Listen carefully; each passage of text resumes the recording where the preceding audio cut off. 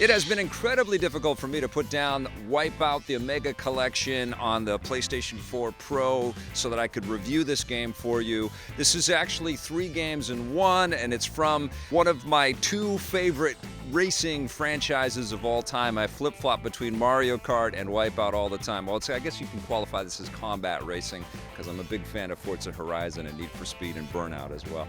Anyways, we're talking about the best-in-class kind of stuff here. And Wipeout the Omega Collection, as it implies, collects a bunch of previous Wipeout games, 3 fantastic ones as a matter of fact. We've got Wipeout HD, which first appeared on the PlayStation 3. Then we've got Wipeout Hd Fury, which was a kind of an expansion, but it was a bunch of new content and really kind of changed the game in some significant ways. And then we've got Wipeout 2048, which was a Vita game. Now, all 3 of these games have been collected together in the past. You could play a lot of this content on the Vita and on the PlayStation 3 before. And what's interesting about all this too is that Wipeout HD collects stuff from the old classic Wipeout PSP games, Pulse and Pure. So you're getting a lot of Wipeout lineage in here, but none of this stuff has been collected to be able to run at 4K resolution at 60 frames per second. I'm fortunate enough to have a fantastic 4K set and a PS4 Pro, so I was playing this game and it was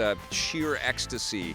And that's not meant to be a pun related to the electronic music that permeates throughout the Wipeout franchise. It was just heavenly to be able to crank the volume on my receiver and sit back and have all of this unbelievably, blisteringly cool, imagery flashing at me as I'm trying to navigate these courses at super high speeds. And what's cool about this collection, and I do wish that they had collected even deeper into the Wipeout catalog, gone back to the PlayStation 1 days and brought us the original Wipeout and upgraded that and Wipeout XL. But you know what? You're still getting a ton of content. It's still a tremendous value, especially if you are living in the 4K generation like I am right now. And I know I'm lucky, and I'm sorry to keep rubbing it in your face.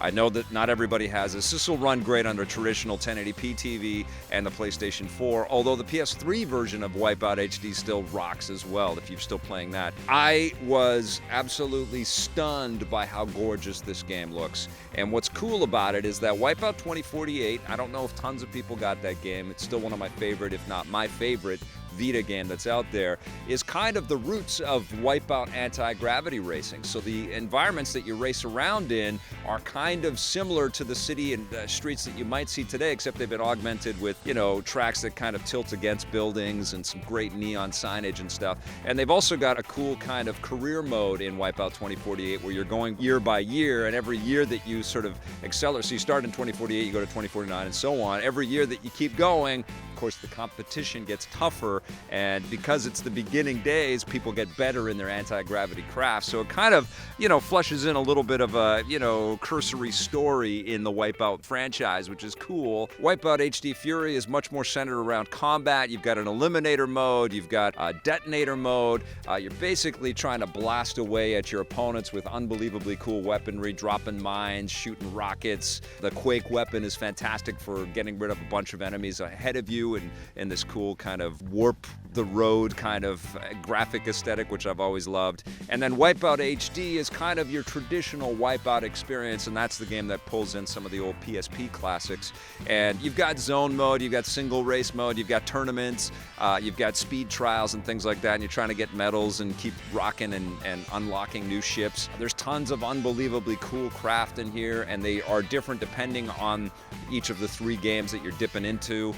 Lots of cool art styles that kind of lean into different directions. There's like Tron style variations of the Wipeout kind of look, which all of it looks amazing. All of it lifting off of that incredible Designers Republic designed original Wipeout game, which just blew us away back in the day. And I feel like when you play Wipeout the Omega Collection today, it looks like what we would imagine video games to look like in the future 10 years ago. It's that slick, it's that cool looking, and it's that hypnotic, especially when you pair it with the great soundtrack that's included. There are lots of great electronic and techno tracks. Maybe not all as amazing as the original music collections were, you know, the out of nowhere, that surprise that Wipeout kind of delivered when it first launched on the scene. There's a lot of stuff in here that feels a little bit filler, but one of the cool things that you can do with this game is launch that PlayStation Music app, which is tied to Spotify, and load in another playlist. And I know that there are Wipeout greatest hits playlists and stuff out there, which is kind of cool. You know, but really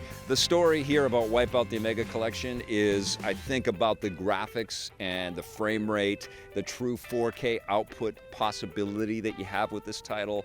It's absolutely wonderful, and it's great that it's, you know, for a modern console that's going to have some online play as well. Wipeout has never sold as well as you know, Mario Kart. It's never kind of hit with that same kind of cultural resonance, but I think for a lot of PlayStation lifers like myself that have been playing since day one, it really represents, you know, an important part, a silo of the PlayStation universe. So I'm so happy that it's here.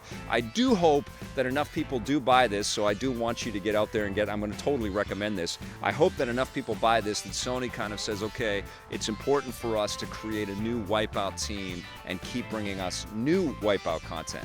That's the only thing that I can kind of quibble about here, is that, you know, it collects a lot of classic stuff. It remasters it in a wonderful way, but it would have been nice to have some really fresh new tracks or some fresh new takes on the ships, even some kind of a story thing that kind of tied it all together with.